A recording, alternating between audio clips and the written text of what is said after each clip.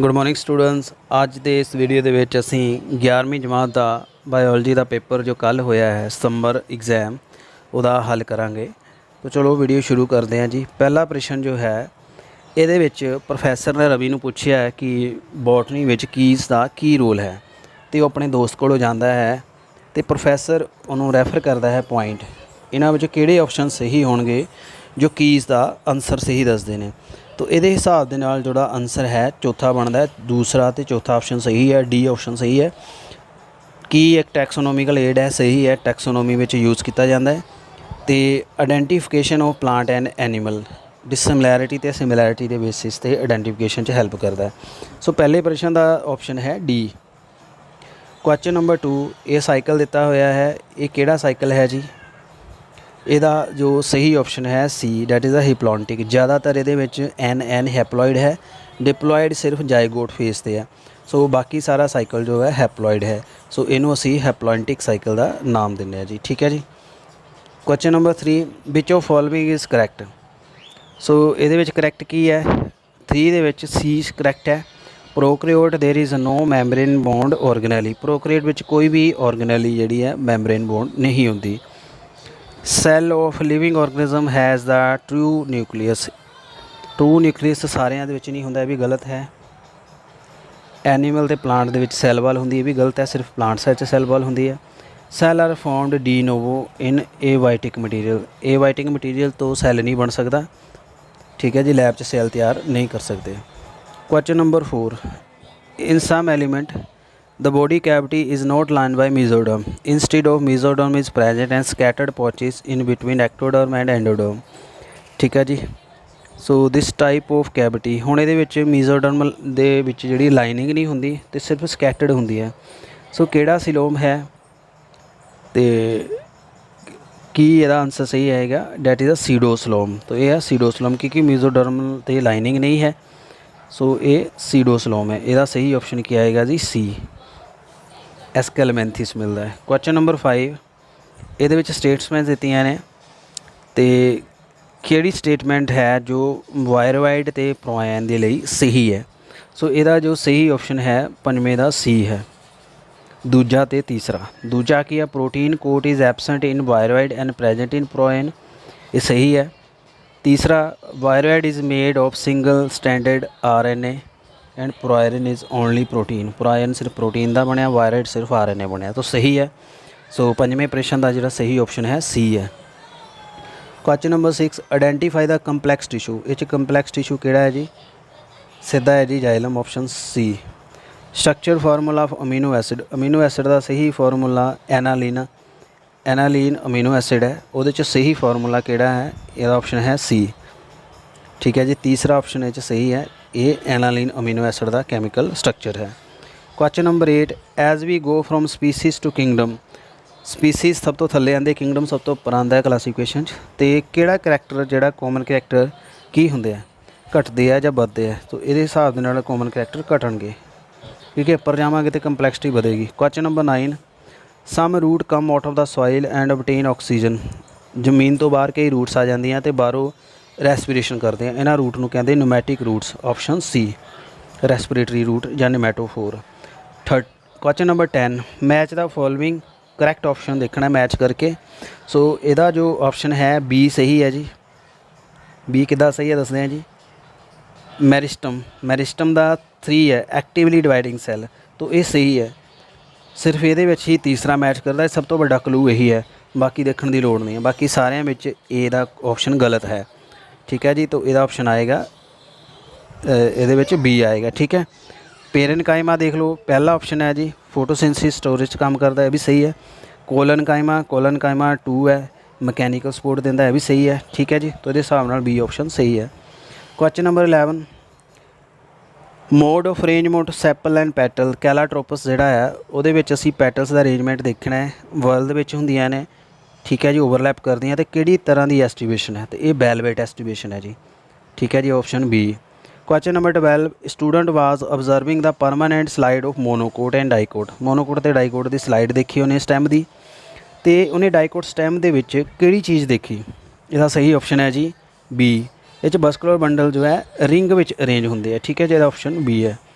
ਤੁਹਾਨੂੰ ਸਲਾਈਡ ਦਿਖਾਈਆਂ ਸੀ, ਤੁਹਾਨੂੰ ਉੱਥੋਂ ਕਲੀਅਰ ਹੋ ਗਿਆ ਹੋਵੇਗਾ, बुक तो भी चेक करके देख सकते हो। Question number 13, with respect to fungal sexual cycle choose the correct sequence. Fungus का सैक्सुअल साइकिल जो है सही जो स्टेटमेंट केरी है जी, यदा है सही option C, plasmogamy, karyogamy, meiosis. पहले साइटोप्लाज्म मैच करता, फिर न्यूक्लियस फ्यूज़ करता, फिर वो मियोसिस होंगी है जी।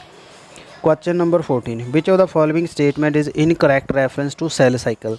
सैल साइकिल के हिसाब के नाल किहड़ी स्टेटमेंट जो है गलत है, तो यदा ऑप्शन जो है 14 नंबर क्वेश्चन का सी सही है। During G2 phase protein synthesis is preparation for mitosis.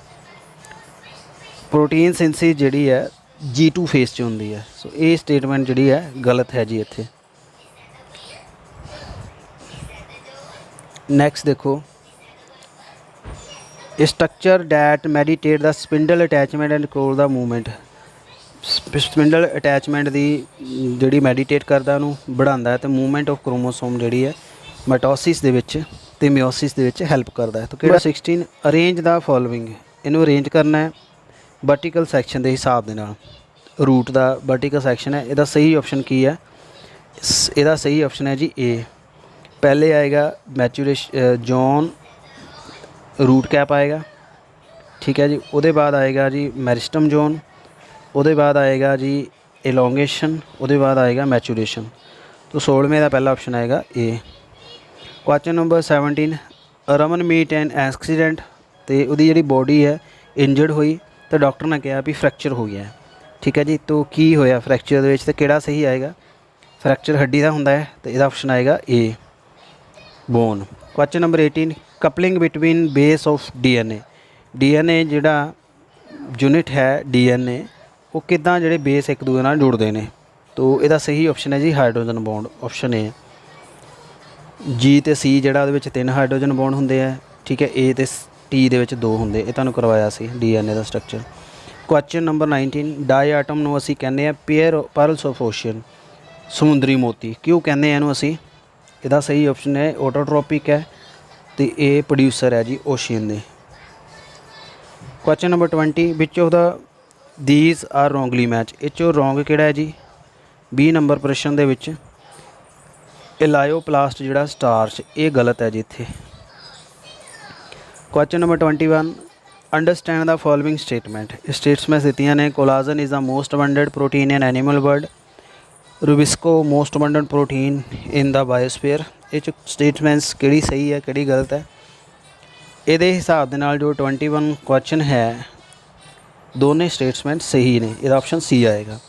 22, which of the following statements incorrect, coordinate phylum की स्टेटमेंट जिहड़ी है किहड़ी इत्थे गलत है, ये जो तुहाडा आएगा जी आल रेप्टाइल एम्फीबियन आर वार्म ब्लडड, ये गलत है क्योंकि ये कोल्ड ब्लडड एनीमल है। रेप्टाइल ते एम्फीबियन जिहड़े ना गर्मी च मिलते हैं ना सर्दी च मिलते हैं।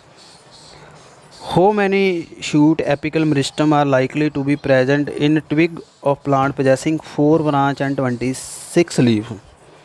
किन्ने जिहड़े एपिकल मेरिस्टम हो सकते हैं, 4 उहदियां ब्रांचां हैं तो 26 उहदे पत्ते हैं, तो किन्ने मेरिस्टम आउणगे जी। मेरिस्टम बेसिकली इहदे विच जो है ब्रांचिस के हिसाब दे नाल चलदे है जी, तो इहदे ऑटोमैटिकली इहदे 5 आएगा आंसर जी। किदां जी, ये है जी 2 तो 5 इहदियां ब्रांच 4 इहदियां ब्रांचिस निकल गई जी, ठीक है। एक इहदा ओरिजिनल इत्थे मेरिस्टम है, 4 इहदे साइड ते हैगे, तो इस तरीके नाल।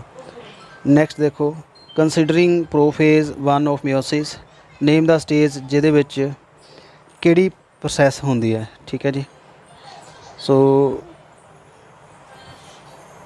किहड़ी प्रोसैस की गल कीती गई है, chromosome begin to condense and attach, crossing over of non sister chromatid, homologous chromosome, X shape structure form during the separation of chiasmata. So 3 processes दसियां, सही ऑप्शन किहड़ी स्टेज हुंदा है, सो इसदा सही ऑप्शन है जी बी। पहला लिप्टोटीन दे विच हुंदा है, क्रॉसिंग ओवर जिहड़ी है पैकेटीन च हुंदी है, डिप्लोटीन जिहड़ी है उहदे विच कैजमेटा फॉर्मेशन हुंदी है जी। 25, विच ऑफ द फॉलोइंग कैटागरी जिहड़ा है एडिपोस टिश्यू किहड़ा कैटेगरी विच आंदा है, सो 25 का जो सही ऑप्शन बी है कनैक्टिव। 26 डायग्राम देखो जी, ये ਮੈਡੂਸਾ ਤੇ ਪੋਲਿਪ, ਫਾਈਲਮ ਸੀਲੈਂਟਰੇਟ ਦੱਸਿਆ ਹੋਇਆ। ਤੋ ਮੈਡੂਸਾ ਤੇ ਪੋਲਿਪ ਦੇ ਹਿਸਾਬ ਦੇ ਨਾਲ ਜਿਹੜਾ ਸਹੀ ਕਿਹੜੀ ਚੀਜ਼ ਹੈ, ਇਹਦਾ ਸਹੀ ਆਪਸ਼ਨ ਹੈ ਇਹ ਪੋਲਿਪ ਜਿਹੜਾ ਫਿਕਸ ਹੈ ਇਹ ਸੈਕਸੁਅਲ ਹੈ, ਮੈਡੂਸਾ ਫ੍ਰੀ ਲਿਵਿੰਗ ਤੇ ਸੈਕਸੁਅਲ ਹੈ। ਸੀਲੈਂਟਰੇਟ ਫਾਈਲਮ ਦਾ ਤੁਹਾਨੂੰ ਵੀਡੀਓ ਰਾਤ ਨੂੰ ਪ੍ਰੋਵਾਈਡ ਕਰਾਵਾਂਗਾ, ਉਹ ਤੋਂ ਤੁਹਾਨੂੰ ਕਲੀਅਰ ਹੋ ਜਾਏਗਾ। 27 ਇਹ ਦੇਖੋ ਪਲੈਸੈਂਟੇਸ਼ਨ TS ਆਫ ਅਬਿਊਲ ਕੱਟਿਆ, ਕਿਹੜੀ ਪਲੈਸੈਂਟੇਸ਼ਨ ਹੈ ਜੀ ਇਹਦੇ ਵਿੱਚ, ਇਹ ਹੈ ਜੀ parietal placentation, option C. Question number 28 commercial product obtain from Gelidium and Gracilaria, ਇਹ ਦੋ ਐਲਗੀ ਹੈ, ਇਹ ਯੂਜ਼ ਕੀਤੇ ਜਾਂਦੇ ਮਾਈਕਰੋਬ ਨੂੰ ਗਰੋ ਕਰਨ ਵਾਸਤੇ, ਆਈਸਕ੍ਰੀਮ ਬਣਾਉਣ ਵਾਸਤੇ, ਤੇ ਕਲੋਰੋਲਾ ਐਂਡ ਸਪਿਰੂਲੀਨ ਜਿਹੜੇ ਆ ਪ੍ਰੋਟੀਨ ਰਿਚ ਹੈ, ਸਪਲੀਮੈਂਟ ਯੂਜ਼ ਕੀਤੇ ਜਾਂਦੇ। ਇਹ ਸਾਰੇ ਕਿਹੜੇ ਅੰਡਰ ਆਉਂਦੇ ਆ ਜੀ ਜਿਹਦੀ ਗੱਲ ਕੀਤੀ ਜਾ ਰਹੀ ਹੈ, ਸੋ ਇਹ ਡਿਵੀਜ਼ਨ ਐਲਗੀ ਦੇ ਅੰਡਰ ਆਉਂਦੇ ਆ, ਤੁਹਾਨੂੰ ਪਹਿਲੇ ਦੱਸਤਾ ਹੈ, ਉਹਦਾ ਆਪਸ਼ਨ ਆਏਗਾ ਬੀ। ਇਹਦੇ ਵਿੱਚ ਡਾਇਗਰਾਮ ਦਿੱਤਾ ਹੈ ਜੀ, ਇਹਨੂੰ ਆਇਡੈਂਟੀਫਾਈ ਕਰਨਾ ਹੈ ਜੀ। ਮਾਈਟੋਕੌਂਡਰੀਆ ਹੈ, ਇਹ ਪਾਵਰ ਹਾਊਸ ਆਫ ਸੈੱਲ ਹੈ ਜੀ, ਬੀ ਆਪਸ਼ਨ। ਮਾਈਟੋਸਿਸ ਜਿਹੜੀ ਹੈ ਇਹਦਾ ਕਰੈਕਟਰ ਕੀ ਹੈ ਜੀ, ਮਾਈਟੋਸਿਸ ਦਾ ਇਕੁਅਲ ਡਿਵੀਜ਼ਨ, ਇਹ ਸਹੀ ਕਰੈਕਟਰ ਹੈ ਜੀ ਇਹਦਾ।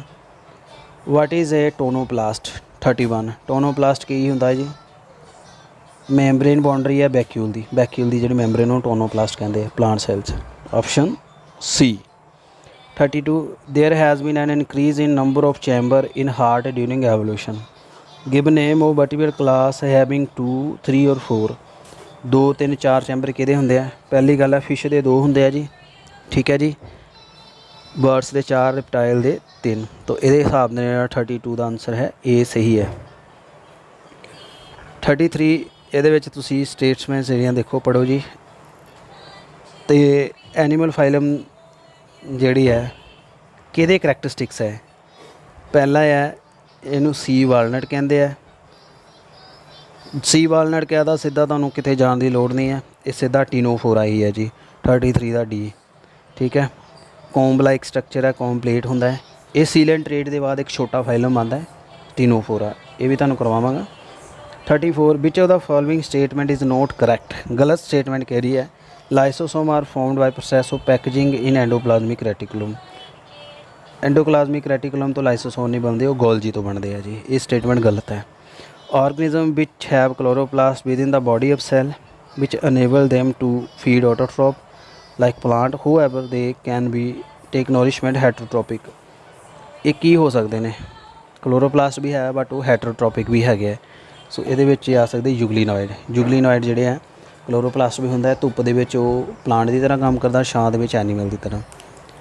सो प्यारे विद्यार्थियों, मैंने उम्मीद है तुहानूं ये पूरा समझ आ गया होएगा डिस्कशन, जिहड़े क्वेश्चन डिस्कस किए हैं, सो ये फाइनल में आने के काफ़ी चांसिस ने, तो अदर कंपीटीटिव एग्जाम नीट वगैरह भी ये काफ़ी हैल्प करेंगे। ज़्यादा तो ज़्यादा वीडियो अपने फ्रेंड नाल शेयर करो ताकि सारिਆਂ ਨੂੰ हेल्प होवे। धन्यवाद।